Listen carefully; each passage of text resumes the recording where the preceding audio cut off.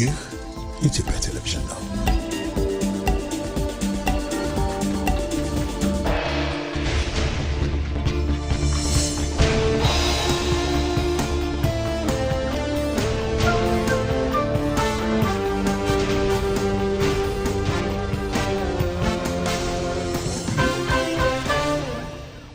ኢቲቪ 57 ከኢትዮጵያ ቴሌቪዥን ጤና ይስጥልን። የሰዓቱን ዜናዎች እናቀርባለን።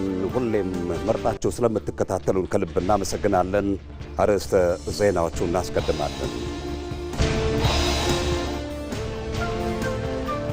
ለኢትዮጵያም ሀገራዊ ምክክር ስኬታማነት ተፎካካሪ ኃይሎች ሚናቸውን እንዲወጡ ተጠየቀ።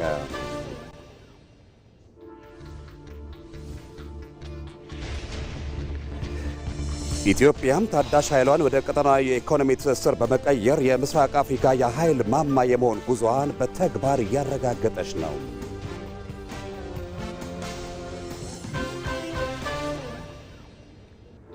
በቱርክ እየተካሄደ በሚገኘው የኔቶ ጉባኤ ላይ በጥምረቱ መሪዎች መካከል ከባድ የዲፕሎማሲያዊ ፍጥጫ ተቀስቅሷል።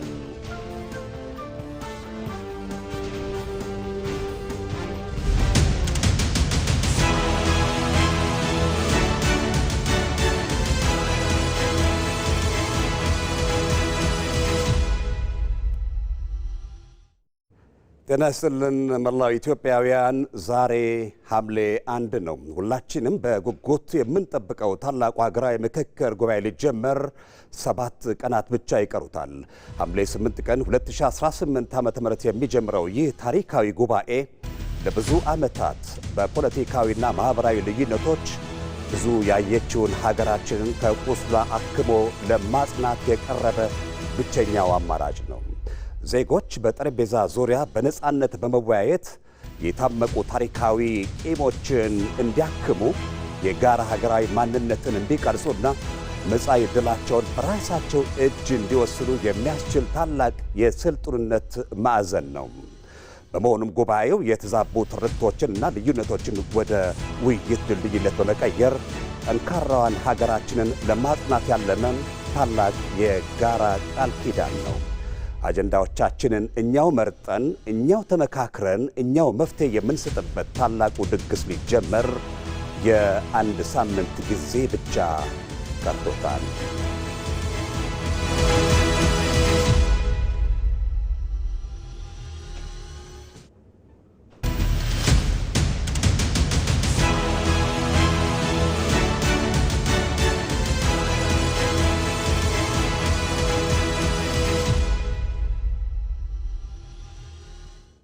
ቀዳሚ ዜናዎቻችንም በዚህ ላይ የሚያተኩሩ ይሆናል። ከዜናዎቹ ጋር ሰለሞን መልሳን ነኝ። አብራችሁን ቆዩ።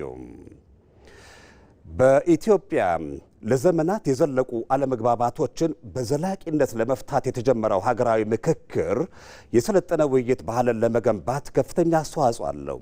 ይህ ሀገራዊ ምክክር ይበልጥ ውጤታማ እንዲሆን ደግሞ የተፎካካሪ ኃይሎች ሚና የላቀ ነው። ዛራ መሐመድ በዚህ ላይ ዝርዝር ይዛበታለች። በኢትዮጵያ ሀገራዊ ምክክር ኮሚሽን እየተከናወኑ ያሉ የባለድርሻ አካላት ውይይቶች በኢትዮጵያ የሰፈነውን የፖለቲካ አለመግባባት በዘላቂነት ለመፍታትና የሰለጠነ የውይይት ባህልን ለማሳደግ ጉልህ ሚና አላቸው። ምክክሮቹ ባለፉት ዓመታት ማህበረሰባዊ ትስስሩን የፈተኑና ለግጭት መንስኤ የሆኑ መሰረታዊ የሀሳብ ልዩነቶችን በጠረጴዛ ዙሪያ ለመፍታት እንደሚያስችሉም ተስፋ ተጥሎባቸዋል። ለኢትዮጵያ መፍትሄው እኛው ኢትዮጵያውያን ነን። የሌሎችን ሀገሮች እርዳታ ወይም ደግሞ ጣልቃ ገብነት መጠበቅ የለብንም። ችግሩ የኛው ነው፣ መፍትሄውም እኛው ጋር ነው ያለው። ይህ ሀገራዊ ምክክር ኢትዮጵያ ውስጥ ከጥንት ጀምሮ እስካሁን ያሉ ችግር መፍቻ መንገድ አንዱና አንድ ይህ ምክክር ነው። በጦርነት እንደማይፈታ ታየ። የሀገራዊ ምክክር በአጠቃላይ ለሀገራችን ዝም ብሎ የሚገኝ አይደለም፣ ተራ እድልም አይደለም። ይህ እድል በዘመናት አንዴ ሊገኝ የሚችል የማናባክነው እድል ነው። ከፍተኛ ሪሶርስ የሚጠይቅ ሁሉንም የሀገራችን ክፍል በየደረጃው የሚያሳትፍ እንደመሆኑ መጠን ይህንን ሀገራዊ ምክክር ሂደት በንቃትና በትኩረት ነው የምንመለከተው እንደ ፓርቲ። ይህ ታሪካዊ ውይይት ዜጎች በነጻነት ሀሳባቸውን የሚለዋወጡበትን ምህዳር በመፍጠር ቂምና ቁርሾን በውይይት በበሳል የሀሳብ ፍልሚያ የመተካት ዓላማን ያነገበ ነው። የምክክር ሂደቱ የታለመለት ደረጃ ላይ ደርሶ ዘላቂ መፍትሄ እንዲያመጣ የተፎካካሪ ፓርቲዎች ሚናም ከፍተኛ ነው። የሀገራዊ ምክክር ላይ እኛ የፖለቲካ ፓርቲዎች ከዚህ በፊት ከመጀመሪያ ጀምሮ ሁኔታውን እየተከታተል 4 ዓመት ላይ በመጀመሪያ ጊዜ የመቃወም ሀሳብ ነበረን። ነገር ግን ተግባብተን ተወያይተን ይሄ ምክክር ኮሚሽኑ አስፈላጊነት አምነን አጀንዳ ሰጥተን ጊዜ ቀጠሮን በመጠባበቅ ላይ ነው። ቀደም ሲል የአጀንዳ ስብሰባዎችን ብዙ ስብሰባዎችን እዚህም ክፍለ ሀገርም እየተገኘን ተሳትፈናል። ሂደቱ አካሄዱ ጥሩ ነበር። ጥሩ ውጤትም አይተንበታል። አሁንም ደግሞ ጥሩ ውጤት ይገኛል ብዬ አምናለሁ። አሁን የምናየው ነገር ችግሮች ሁሉ ነገ የማናያቸው ናቸው። ስለዚህ ዛሬም የምንሰራው በምክክር ኮሚሽኑ ውስጥ ገብተን የምንሰራው ልክ እንደተከልነው ዛፍ የሚያድግ ፍሬ የሚያፈራ ስለሆነ ሁላችንም ልንሳተፍ ግድ ይላል። የሀገራዊ ምክክር ሂደቱ አጠቃላይ ከቅድመ ምክክር ጀምሮ የነበረውን ከተሳታፊ ልየታ ከአጀንዳ ልየታ እንዲሁም ደግሞ አሁን ለምክክር የሚደረገውን ዝግጅትን በደንብ በሚገባ ተገንዝበነዋል። ከዚህ አንጻር እንግዲህ ሀገራዊ ምክክር ለሀገራችን ብቸኛ ከገባንበት ችግር ካጋጠመን ችግር መውጫ መንገድ ነው ብለን እናምናለን። ተፎካካሪ ፓርቲዎች የሚያነሷቸውን መሰረታዊ ጥያቄዎችና አማራጭ መፍትሄዎችን በሰላማዊና በሰለጠነ መንገድ ወደ ምክክር መድረኩ ይዘው መቅረባቸው የውይይቱን ይዘት ከማበልጸጉም በላይ ለችግሮቹ ሁሉን አቀፍ ምላሽ ለመስጠት ያስችላል። ተፎካካሪ ፓርቲዎች የተለያየ የፖለቲካ አመለካከትና ፍላጎት ያላቸውን የህብረተሰብ ክፍሎች የሚወክሉ በመሆናቸው በሂደቱ ላይ በንቃትና በኃላፊነት ስሜት መሳተፋቸው ለውጤታማነቱ ወሳኝ እንደሆነ ይገልጻሉ። ለዚህ የምክክር ኮሚሽን እያንዳንዳችን የሚያስፈልገን የሚገባንን ከማድረግ ወደ ኋላ ማለት የለብንም። ለሀገሪቷ ተስፋ ለነገ ለሚመጣው ትውልድ ቤዝ መጣል ያለብን ዛሬ ነው። ረጅም ጊዜም ቢፈጅ ይህንን የሀገራዊ ምክክር ለማሳካት ሁላችንም ከልብ ተነስተን ለማሳካትም ከፈጣሪ ጋር እንሞክራለን የሚል ግምት አለኝ። አልሳተፍም ያሉ ያኮረፉትንም ሄዶ በማናገር እንዲሳተፉ የሄዱበት ርቀት የሚደነቅ ነው። ስለዚህ ኮሚሽኑ በተሟላ መንገድ በገለልተኝነት እያስኬደ ነው ያለው። ሁሉም ሰው የሚገባውን በተገቢው መልኩ ሊያበረክት በተለይም ፓርቲዎች፣ ምሁራን፣ ሌሎችም ስቴክ ሆልደሮች አሁን ሊደረግ በታቀደው የሀገራዊ ምክክር ላይ ተቀርጾ በቀረቡ አጀንዳዎች ላይ ኢፌክቲቭሊ መሳተፍ አለባቸው የሚል እይታ ነው ያለን። በአጠቃላይ ሀገራዊ ምክክሩ የተጣለበትን ታሪካዊ ኃላፊነት ተወጥቶ ለዘላቂ ሰላምና መረጋጋት በሩን እንዲከፍት ሁሉም ተፎካካሪ ፓርቲዎች የጋራ መግባባትን ለመፍጠር ቁርጠኛ መሆናቸው ልዩነቶችን በውይይት የመፍታት ልምድን ለማዳበርና በሂደቱ ላይ እምነት በመጣል ለነገዋ ኢትዮጵያ አስተማማኝ ዋስትና እንደሚሆን ይጠበቃል። የኢትዮጵያ ሀገራዊ ምክክር ኮሚሽን ይፋ ያደረጋቸው ዋና ዋና አጀንዳዎች የሚፈለገውን ሀገራዊ መግባባት ለመፍጠር ወሳኝ ነጥቦች ስለመሆናቸው ምሁራን ተናገሩ። በነበረው አጀንዳ የማሰባሰብ ሂደት ዜጎች ሀሳብ በማዋጣት የነበራቸው ንቁ ተሳትፎ ኢትዮጵያን ወደ አዲስ ምዕራፍ የማሸጋገር ቁርጠኝነት የታየበት እንደነበርም ገልጸዋል። ሚካኤል ገዙ ኢትዮጵያውያን በአዲስ የአብሮነት መንፈስ ሀገራቸውን ለመገንባት ተስፋ የጣሉበት የኢትዮጵያ ሀገራዊ ምክክር ጉባኤ ሊካሄድ የቀናት ዕድሜ ቀርቶታል። ኮሚሽኑ ለዋናው ጉባኤ ይፋ ያደረጋቸው 8 ዋና ዋና አጀንዳዎች የሚፈለገውን ሀገራዊ መግባባት ለመፍጠር ወሳኝ ነጥቦች ስለመሆናቸው በጉዳዩ ዙሪያ ያነጋገርናቸው ምሁራን አንስተዋል። የተመረጡ አጀንዳዎች 8ቱ በጣም ወሳኝ የሆኑ ነጥቦች ናቸው። በውስጣቸውም ብዙ ሀሳቦች የያዙ ናቸው። ብዙ ጉዳዮች የያዙ ናቸው። ስለዚህ ከኛ የሚጠበቀው በእነዚህ ጉዳዮች ላይ ለወደፊቱ ሀገራችን ሰላሟን የሚያጸና በሕዝቦቿ መካከል መቻቻልና መከባበር የሚያመጣ ጥሩ ውይይት አድርገው ጥሩ የሆነ ምክረ ሀሳብ ያስቀምጣሉ ብለን እንጠብቃለን። 8ቱ ሀገራዊ አጀንዳዎች እንግዲህ የኢትዮጵያውያን ድምጽ፣ የኢትዮጵያውያን ቅሬታ፣ ኢትዮጵያውያን ተስፋና ፍላጎትን መሰረት በማድረግ የተሰባሰቡ ናቸው ብዬ ነው የማምነው። እንግዲህ ኢትዮጵያውያኖች የራሳቸውን ድምጽ እንዲያሰሙ ነው ምክክር ኮሚሽኑም ጥረት እያደረገ የቆየው። ቅሬታ አለ። በዘመናት የቆዩ የተለያዩ አካባቢዎች በተለያየ ሁኔታ ተመሰረተ እነዚህ ቅሬታዎችንም ያሰባሰበ ፍላጎትም አለ። ቅድም እንዳልኩ እነዚህ ፍላጎቶችንም ጠቅለል ያደረገ ሀገራዊ ተስፋንም በውስጡ የያዙ አጀንዳዎች ናቸው ብዬ ነው ማምነው። ባለፉት ዓመታት በነበረው አጀንዳ የማሰባሰብ ሂደትም ዜጎች ሀሳብ በማዋጣት የነበራቸውን ንቁ ተሳትፎ ኢትዮጵያን ወደ አዲስ ምዕራፍ የማሻገር ቁርጠኝነት የታየበት ነበር። የዋናው ጉባኤ ተሳታፊዎች ለሀገር መጻኢ ተስፋ ጠቃሚ ምክር ሀሳቦችን በማቅረብ በውይይቱ ተሳትፎ ማድረግ እንደሚጠበቅባቸው ተጠቁሟል። እያንዳንዱ ዜጋ በዚህ ሀገራዊ ምክክር በተመረጡ አጀንዳዎች ላይ የሚወያዩ ሰዎች ከእያንዳንዱ ሰው በጣም አስፈላጊ የተባለ ምክር ሀሳቦች ነው የሚፈለገው። እዚህ ላይ የዜግነት ግዴታችን መወጣት አለብን። ምክንያቱም ሁል ጊዜ በተመሳሳይ ርዕስ በተመሳሳይ ጉዳይ መጨቃጨቅና መነታረክ እንደዚሁም ወደ ግጭት መግባት የለብንም።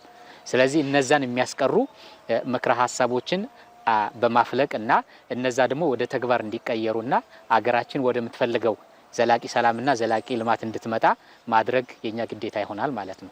ኢትዮጵያ በምክክር ችግሮችን በመፍታት ዘመናትን ባስቆጠሩ ማህበረሰባዊ ሴቶች የተገነባች ሀገር ነች። እነዚህ ሴቶች በእስካሁን የሀገር ግንባታ ሂደትም አሻራቸው ጉልህ ነው። በዋናው ጉባኤም ነባሩን የመደማመጥና የመከባበር ሴት መሰረት በማድረግ ምክክር ማካሄድ ለአጠቃላይ ውጤቱ ስኬት አዎንታዊ ፋይዳ ይኖረዋል። እኛ እንግዲህ ከአንጡራ ሀብቶቻችን ውስጥ አንዱ ይሄ ባህላዊ እሴቶቻችን ናቸው። እነዚህ ባህላዊ እሴቶቻችን አንዱ አክብሮት ነው፣ መቻቻል፣ ፍትህ ነው፣ እውነት ነው። በነገራችን ላይ ኢትዮጵያውያን ከእውነት ጋራ ነው ሁሉም የሚሞቱትም የሚኖሩትም ተብሎ ይታሰባል። ሌላው ደግሞ አብሮነት ነው።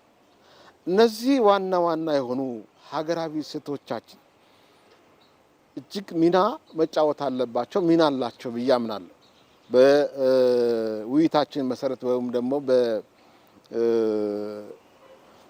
በተወያዮቹ ወይም በውይይት ሂደቱ ላይ ወሳኝ ሚና ይጫወታል ብዬ አስባለሁ። ምክክሩ ለዘመናት ላለመግባባትና ቅራኔ ምክንያት ሆነው ለቆዩ ጉዳዮች መፍትሄ በማበጀት አዲስ የትብብርና የአብሮነት መንገድ የሚከፍት እንደሚሆንም ይጠበቃል። እንደ ተስፋ ማየው ስንት ነገሮችን ታልፎ ነው እዚህ የተደረሰው። ስለዚህ እዚህ ከተደረሰ ደግሞ የመጨረሻ ምዕራፍ ነው። ይሄ የመጨረሻው ምዕራፍ ደግሞ በስኬት እንዲጠናቀቅና ለሀገራችን ለውጥ እንዲያመጣ እጠብቃለሁ። ለውጥ ሲያመጣ ደግሞ ከዚህ በኋላ በታሪክ የምንወቃቀስበት፣ ባደረ ችግር እኛ የምንወቃቀስበት፣ ሌሎች በሰሩ ስህተቶች እኛ የምንወቃቀስበት ሳይሆን ያንን ምዕራፍ ዘግተን ከዚህ በኋላ የምንተባበርበት፣ የምንደጋገፍበትና የምንከባበርበት ምዕራፍ ይከፈታል ብዬ እጠብቃለሁ። በቀጣይ ጉባኤው የሚያሳልፋቸው የውሳኔ ምክር ሀሳቦችን ተቀብሎ ለተፈጻሚነቱ ተባባሪ መሆን ከዜጎች እንደሚጠበቅም አመልክተዋል።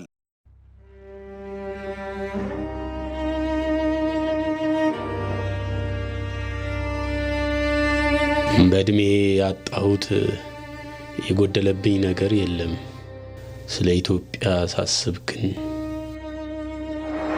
ቁጭ ብለን ባለመነጋገራችን ስንቶችን አጣን። ስንት ሀብትና ንብረት ወደመ። ሀገሬ ስንትና ስንት እድል አመለጣት።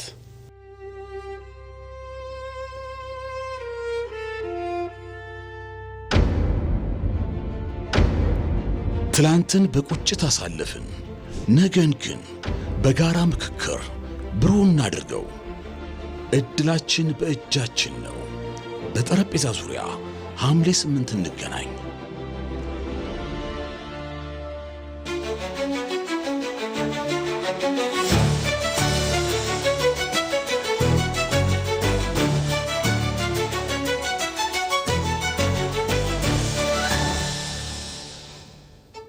ከኢትዮጵያ ቴሌቪዥን በቀጥታ የሚተላለፍላችሁ የሰዓቱ ዜናችን እንደቀጠለ ነው። ለሱዳን ዘላቂ ሰላም ዋጋ ከከፈሉ ሀገራት መካከል ኢትዮጵያ በቀዳሚነት ትጠቀሳለች።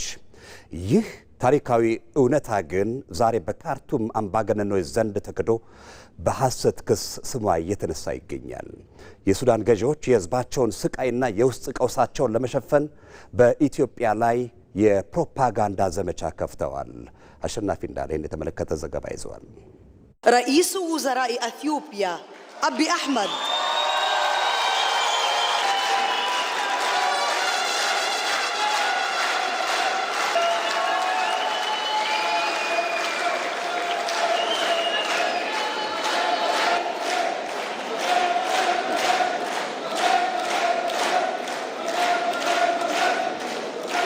السلام عليكم ورحمة الله تعالى وبركاته የሱዳን ህዝብ ለነጻነት የከፈለው ዋጋ መና እንዳይቀር በሀገሪቱ ዘላቂና አስተማማኝ ሰላም እንዲፈጠር ለተከለፈው አሻጋሪ መፍትሄዎችን በጋራ በጅተዋል። የፌዴሪ ጠቅላይ ሚኒስትር ዶክተር አብይ አህመድ ይህ በፈረንጆቹ 2019 ለጠቅላይ ሚኒስትሩ የተሰጠ ሞቅ ያለ አቀባበልና ድጋፍም ውለታቸውን ያልዘነጋ ልፋታቸውን ከግምት ውስጥ ያስገባ እንጂ ለመድረክ ንግግር ማስጀመሪያ የሚደረግ ሞራል አልነበረም። በእርግጥ ኢትዮጵያ የድርጊቷ ለተቀን በተደረገ ቁርጠኝነት ከፍ ብሎ ተስተዋለ እንጂ ሱዳን ቀውስ በገጠማት ጊዜ ሁሉ የሚደረግ የሰርክ ተግባር ነበር።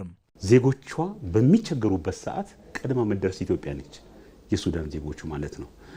ችግርም ሲገጥማት እንደዚሁ የውስጥ ችግር አው ሱዳን ቢያንስ 3 ትልልቅ ሲቪል ዋሮችን አሳልፋለች እንደምታውቀው ማለት ነው።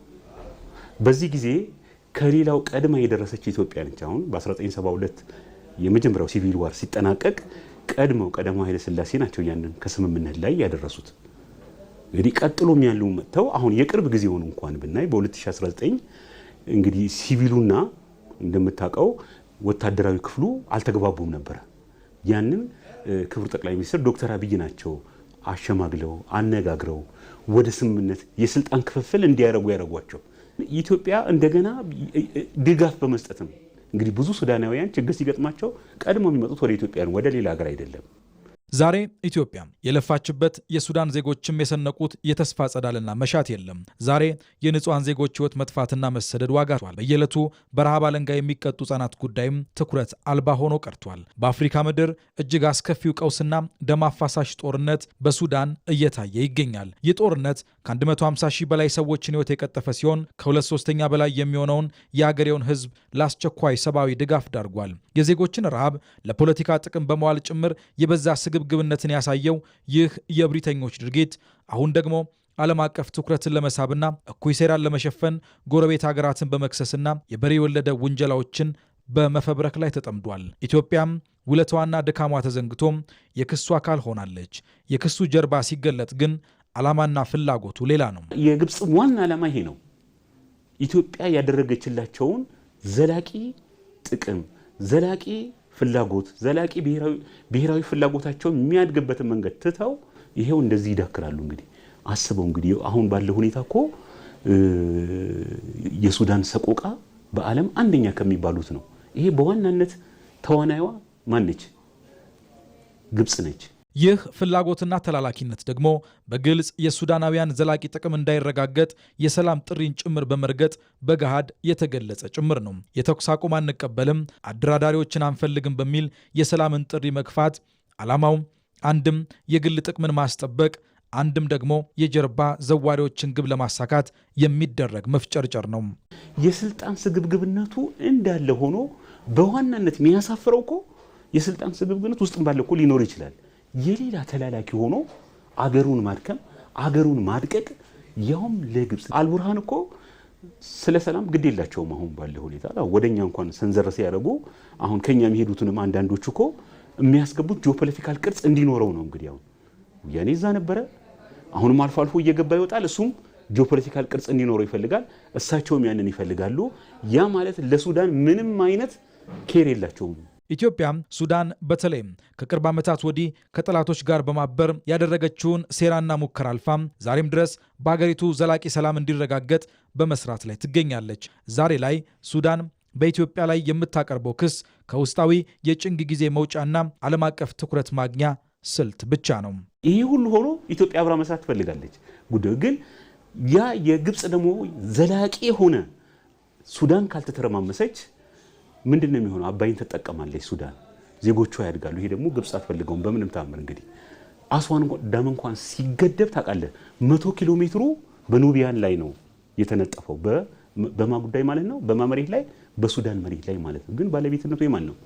የግብጽ ነው። በጣም ጨካኝ ናቸው የግብጽ መንግስታት የሚያደርጉት ዛሬ የጎረቤቴ ሰላም የኔ ሰላም ነው የሚለውን ጥልቅ ዲፕሎማሲ ጠንቅቃ የምትረዳው ኢትዮጵያ ዛሬም እንደ ትላንቱ ሁሉ ምክሯ የሰላም ዘብ ሁኑ የሚል ነው። Dearest Sudanese brothers and sisters, your path to democracy has just begun. የተከበራችሁ የሱዳን ወንድምና እህት ህዝቦች ወደ ዲሞክራሲ የምታደርጉት ጉዞ ገና እየተጀመረ ነው። ይህ ውጤት ወደ ዲሞክራሲ ለምታደርጉት ጉዞ ስኬታማነት መስራት ያለባችሁን ጠንካራ ስራ እንዳያዘናጋችሁ። ብዙዎች ዲሞክራሲን እንደሚያወሩት በተግባር ለማምጣት ቀላል እንዳልሆነ አይረዱትም። ይህን ለማሳካት ትልቅ ቁርጠኝነትና ትዕግስት ያስፈልጋል። ለዚህ የሚሆኑ ተቋማትንም መገንባት ግድ ይላል። የጋራ የሆነ ጥረትንም የሚጠይቅ ነው። ለሱዳን ህዝብና መንግስት የማስተላልፈው መልእክትም ከምንም በላይ የሰላም ዘብና የክብራችሁ ጠባቂ እንዲሆኑ ነው። የዛሬ ድላችሁን መጠበቅ ይኖርባችኋል። በማንኛውም የድርድር ጠረጴዛ ስትቀመጡ ሁሌም ለሱዳን ጥቅም እየተደራደራችሁ መሆኑን አስታውሱ። ይህችን ትልቅ ሀገርና ህዝቦቿን ለመጠበቅ የጋራ ዓላማ ይኖራችሁ። ይህ የጠቅላይ ሚኒስትር ዶክተር አብይ አህመድ ንግግር አስተዋይና የሀገር ጉዳይ ግድ የሚለው ሁሉ ዛሬም ሊማርበት የሚገባ ዘመናዊ ሽሬ ምክር ነው። ኢትዮጵያ ታዳሽ ኃይሏን ወደ ቀጠናዊ ኢኮኖሚ ትስስር በመቀየር የምስራቅ አፍሪካ የኃይል ማማ የመሆን ጉዞዋን በተግባር እያረጋገጠች ነው። ኢትዮጵያም በምስራቅ አፍሪካና ጎራባች ሀገራት ጥምረት በኩል ከጎረቤት ሀገራት ጋር የዘረገቻቸው የኤሌክትሪክ አውታሮች የጋራ ዘላቂ እድገትን እውን የሚያደርጉ ናቸው። ሰናይት ብርሃኔ የምስራቅ አፍሪካ ቀጠና የኢኮኖሚ መነቃቃትና የህዝብ ቁጥር እድገት በከፍተኛ ፍጥነት እየታየበት ነው። ይህንን እድገት በዘላቂነት ለማስቀጠል ታዲያ አስተማማኝና ንጹህ የኃይል አቅርቦት ወሳኝነት አለው። ኢትዮጵያም የተፈጥሮ በረከቷን ወደ ታዳሽ ኃይል በመቀየር የምስራቅ አፍሪካ የኃይል ማማ የመሆን ጉዞዋን በተግባር እያረጋገጠች ትገኛለች። በተለይም በምስራቅ አፍሪካ የኃይል ትስስር አማካኝነት ለጎረቤት ሀገራት በሽያጭ የምታቀርበው የኤሌክትሪክ ኃይል የንግድ ልውውጥ ብቻ ሳይሆን የቀጠናዊ ትስስርና የዲፕሎማሲ ስኬት ማሳያ እየሆነ መጥቷል። እኛ እንደ ምስራቅ አፍሪካ ሀገራት የምናስበው የኢነርጂ ደህንነት ማለት የሀገር ደህንነት ማለት ከሚል አንጻር ነው። ምክንያቱም አንድ ሀገር ኢነርጂ ደህንነት ሲሆን ወይ ኢነርጂ ሲኪዩር ሲሆን ኢኮኖሚ በዛው ልክ ያድጋል የሚል አቋም ስላለን ነው። ስለዚህ በአጠቃላይ ቀጠናውና አባል ሀገራቱ በአጠቃላይ የኤነርጂ ደህንነትን እንዲያረጋግጡ በሂደትም የኤሌክትሪክ ተደራሽነትን አዋጭ በሆነ ዋጋ እንዲያገኙና ኢኮኖሚያዊና ማህበራዊ ትስስርና ካልቸራል ትስስርን ጭምር ለማጠናከር ነው። ይሄ ነው እንግዲህ ዋናው ዓላማው። የምስራቅ አፍሪካ የኃይል ትስስር በምስራቅ አፍሪካና አጎራባች ሀገራት ጥምረት ከተመሰረተ ከ20 ዓመታት በላይ ያሳለፈ ሲሆን ባለፉት ዓመታት ቀጠናውን በኤሌክትሪክ ኃይል ትስስር ወደ ላቀ ደረጃ ለማሸጋገር የተደረጉ ጥረቶች አሁን ላይ ፍሬ ማፍራት ጀምረዋል። ጥምረቱ ኢትዮጵያን ጨምሮ 13 አባል ሀገራትን ያቀፈ ሲሆን ግብፅና ሊቢያም አባላት ናቸው። ኢትዮጵያ ለኬንያ፣ ጅቡቲና ሱዳን የዘረጋቻቸው የኃይል ማስተላለፊያ መስመሮች ቀጠናውን በኤሌክትሪክ አውታር ከማገናኘት ባለፈ የጋራ ተጠቃሚነትን መሰረት ያደረጉ ናቸው። በዚህ ሂደትም ኢትዮጵያ ተጠቃሚነቷ እያደገ መጥቷል። የኃይል ትስስሩ እንደ ሀገር ብዙ ነገሮች ጥቅም አለው። አንደኛ የዲፕሎማሲ አቅም ይሰጠናል እንደ ሀገር። ሁለተኛው የተሻለ ገቢ ማግኘት እንችላለን። ኤክስፖርት ስለምናደርግ ገቢያችን አገር ውስጥ ከምናገኘው ከሚሸጠው ጋር የሚገናኝ አይደለም። ከፍ ባለ ዋጋ ነው ለጎረቤት ሀገሮች እየሸጥን ያለ ነው። ሶስተኛው የኃይል ትስስሩ ዋናው ጥቅም የኤሌክትሪክ ሴኩሪቲን አሹር ማድረግ ነው። ኢትዮጵያ የምትታወቀው ከውሃ ኃይል በማመንጨት ነው። ኬንያ ብንሄድ ዋናው የኃይል ምንጫቸው ጂኦተርማል ነው። ወደ ታንዛኒያ ስንሄድ ከጋዝ ነው የሚያመነጩት። የነዚህ ሚክስ ኢትዮጵያ ውስጥ ደረቅ ቢሆን ከነሱ ኢምፖርት ማድረግ እንችላለን። ኤክስፖርት ብቻ ሳይሆን ኢምፖርት ማድረግ ያስችላል ማለት ነው። ኢትዮጵያ የቀጠናው የኃይል ትስስር መስራችና ኃይል አቅራቢ እንደመሆኗ ከኤሌክትሪክ ሽያጭ የምታገኘው ገቢ የኢኮኖሚዋን አቅም ከመደገፍ ባለፈ የውስጥ የኃይል መሰረተ ልማትን ለማስፋት ይውላል። በተጨማሪም በዓለም አቀፍ መድረክ ያላትን የፖለቲካና የኢኮኖሚ ተደራዳሪነት አቅም ያጎለብተዋል። የኢትዮጵያ ራዕይ በምስራቅ አፍሪካ ብቻ የተገደበ አይደለም። የምስራቅ አፍሪካ የኃይል ትስስር በቀጣይ መቼ እንደሆነ እርግጠኛ ባልሆነም የአፍሪካ የኃይል ትስስር መሆኑ አይቀሬ ነው። ምክንያቱም አካላዊ አፍሪካ የኃይል ትስስር አለ፣ ደቡብ አፍሪካ የኃይል ትስስር አለ። እኛ ቅድም እንዳልኩሽ ያው ምስራቅ አፍሪካ የኃይል ትስስር እንገኛለን። በቀጣይ ወደ አንድ ግብ ማምጣቸው አይቀርም። ምክንያቱም በአፍሪካ ያሉ የኤነርጂ ምንጮችን ብቃት ባላቸው መልኩ በመጠቀም የሀገራችንና የቀጠናውን ሕዝብ እና የአህጉሩን ህዝብ ህይወት ማሻሻል ነው። የምስራቅ አፍሪካ የኃይል ትስስር በምስራቅ አፍሪካና አጎራባች ሀገራት ጥምረት ከተመሰረተ ጀምሮ የጥምረቱን የሊቀመንበርነት ቦታ ሀገራቱ በየአንድ ዓመት እየተቀያየሩ የሚይዙ ሲሆን ኢትዮጵያም ለቀጣይ አንድ ዓመት የሊቀመንበርነትን ቦታ ከግብጽ ተረክባለች። ታዲያ በዚህ ጊዜ ውስጥ ኢትዮጵያ ምን ታሳካለች? ከዚህ በፊት ሌሎች ሲመሩት ሄድኳርተሩን አሁን አዲስ አበባ ነው ያለው። እሱን መበጣጠስ የተጀመረበት ሂደት ነበር። እሱን ሄድኳርተሩን እዚሁ አዲስ አበባ ማስቀረት አንደኛውና ዋነኛው ዓላማችን ነው። ሁለተኛው የዴይ አሄድ ማርኬት አሁን ላይ የምንሸጠው በሁለት ሀገሮች ነው። ማርኬቱ ገና ፋንክሽን ማድረግ አልጀመረም። ማርኬቱ ፋንክሽን ማድረግ ሲጀምር በ24 ሰዓት አት ኤኒ ታይም የሆነ ሀገር ሲፈልግ መሸጥ ይችላሉ ማለት ነው። ኢንፍራስትራክቸሩ ሙሉ በሙሉ አልቋል። ግን ከዚህ በፊት ሀገሮች ለመጣጠስ በመሞከር እስካሁን ፋንክሽን መሆን አልቻለም። ይሄ ተቋም ኦልሞስት 21 ዓመት ሆኗል ከተቋቋመ። እሱን አሁን ባለው በኢትዮጵያ ውስጥ እንዲጀምር ማድረግ ነው ሁለተኛው ዋና ዓላማችን።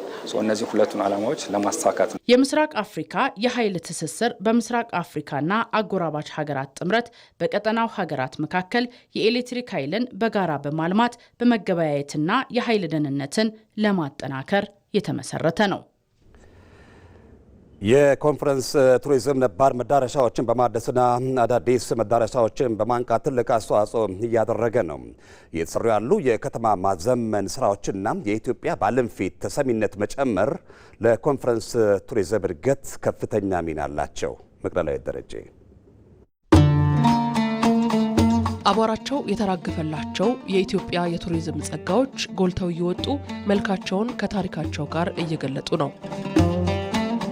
ኢትዮጵያ ወገቧን ታጥቃ ሀብቷን የማውጣትና ለዓለም የማሳየት ስራን ስትሰራ የቱሪዝም ዘርፉን የብሔራዊ አንድነት፣ የሰላም፣ የብዝሃነት መገናኛና የሀገር ገጽታ ግንባታ ታላቅ መሳሪያ መሆኑን በማመን ነው። ጥረት ከስኬት ያደርሳል። የመደመር መንግስት ቱሪዝምን ስራዬ ብሎ ሲይዘው ሁሉን በመልኩ ሰድሮ ከሀገሬው እስከ ጥቁር እንግዳው ለማስተናገድ የሚያስችል መደላድልም ፈጥሮ ነው። ኢትዮጵያ ውስጥ ከ200 በላይ ኢንተርናሽናል ሰሚት አዲስ አበባ ተካሂደዋል ሲባል እንዴት ነው የምናየው? በጣም ብዙ 100 ሺህ ሰው የተስተናገደው ከተማ የተጨናነቀው እኮ የኛ ጉዳይ ብቻ አይደለም። በየጊዜው ኮንፈረንሶች፣ ሰሚቶች ስላሉ ነው። ይሄ ተደማምሮ ሰርቪስ ሴክተሩ 9.8% እድገት እንደሚያመጣ ይጠበቃል። የኢትዮጵያን አቅም ለዓለም የሚያሳየው የኮንፈረንስ ቱሪዝም ነባር መዳረሻዎችን በማደስና አዳዲስ መዳረሻዎችን ስራ ለማንቃት ትልቅ አስተዋጽኦ እያደረገ ይገኛል። እየተሰሩ ያሉት የከተማ ማዘመን ስራዎች እንዲሁም ኢትዮጵያ በዓለም ያላት ተሰሚነት በጨመሩ ለኮንፈረንስ ቱሪዝም እድገት አስተዋጽኦ የጎላ ነው። ትልልቅ እንደ ብሪክስ አይነት ትልልቅ ዓለም አቀፍ ተቋማት ላይ መቀላቀላችን አሁን እያመጣን ካለነው ለውጥ የመጣ ከምንም የመጣ አይደለም። ለዚህ ደግሞ ትልቁን ድርሻ ከሚይዙት ተቋማት አንዱ ቱሪዝም ላይ እየተሰራ ያለው ስራ ነው። ቱሪዝም በኩል እያመጣን ያለነው ፋይዳ ከተማችንን በመቀየራችን ውብ በማድረጋችን ማንም ቆሻሻ ስፍራ ላይ ወይንም ደግሞ አይመጥነኝም ብሎ የሚያስብ ስፍራ ላይ ሊመጣም አይፈልግም፣ ስለመምጣትም አያስብም። አይደለም ደጋግሞ ታላላቅ ስብሰባዎችን ለማድረግ የመፈለግ ፍላጎት ይቀርና ማለት ነው።